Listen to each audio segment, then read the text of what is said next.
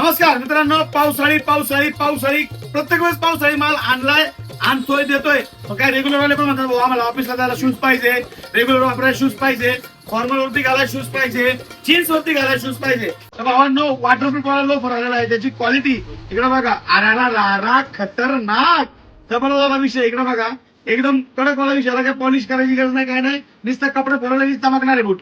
याच्यामध्ये साईज आहे 6, 7, 8, 9, 10. कितीला?